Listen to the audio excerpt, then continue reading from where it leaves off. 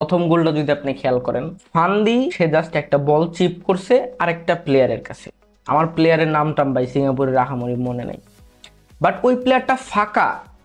তারেক কাজী মোটামুটি আহামরি কিছুই করতেছে না, বাট ও ফান্দির যে কি করতেছে এইদিকে তাকায় আছে, এর জন্য তাকাইতে যায় সে একটু সামনে আগায় গেছে। আর হলো এই পাশে এই প্লেয়ারটা ফাঁকা, ফান্দি যখন বলটা চিপ করছে সে এক দুই আর কিছু ভাবে নাই, লিটারালি শট নিছে। আর তারেক কাজী ওই 1 মিলি সেকেন্ডও সময় পায় নাই ওই শটটা ঠেকানোর জন্য বা বলটারে ডিফেন্ড করার জন্য। এখানে যদি কেউ মিতুল মার্মার ভুল ধরে, আমি লিটারালি এটারে ডিনাই করবো। গোলকিপারের এখানে খুব বেশি ভুল ছিল না, এখানে ভাই ডিফেন্ডারের অনেক কিছু করার ছিল, গোলকিপারের কিচ্ছু করার ছিল না। মিতুল মার্মা ফান্দির যে শটটা সেভ দিছে প্রথমে, এনাফ ভাই, ওরে প্রুফ করার জন্য এনাফ। তারপরে আমি সেকেন্ড গোলে আসি। সেকেন্ড গোলটা দূর থেকে লং রেঞ্জের একটা শুট নিছে, মিতুল মার্মা বলটা ঠেকাই দিছে।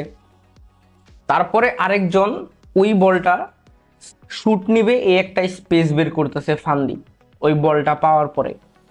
আর ওই স্পেসটা আমরা দেখতেছি যে ওই স্পেসটা মিতুল মার্মা যেহেতু অ্যাজ ইউজুয়াল ন্যাচারালি বল যেই পাশে গোলকিপার ওইদিকে চাইপা আসবে, মিতুল মার্মা ওইভাবে চাইপা গেছে। আর লেফট সাইডটা মানে মিতুল মার্মার রাইট সাইডটা পুরো ফাঁকা।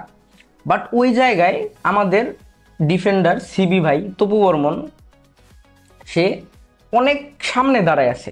কেন ভাই, তুই তো সরাসরি ফান্দির সাথে ডিফেন্ড করতেছস না, এই জায়গায় আরো প্লেয়ার আছে। এজ এ মানে একটা সেন্টার ব্যাক তোর কি উচিত না এখন গোলকিপারের সাথে লাইন মেনটেন করে অ্যাটলিস্ট ডিফেন্ড করা, মানে ওই গ্যাপটা পূরণ করা, যাতে কোনো শট যদি আসে, কোনো শুট যদি আসে, তাইলে যাতে তুই অ্যাটলিস্ট সেভ দিতে পারোস, ডিফেন্ড করতে পারোস, হেড দিয়ে সরাই দিতে পারোস, পা দিয়ে লাথি দিতে পারোস। আর এনাফ স্পেস ছিল ভাই, এনাফ স্পেস ছিল।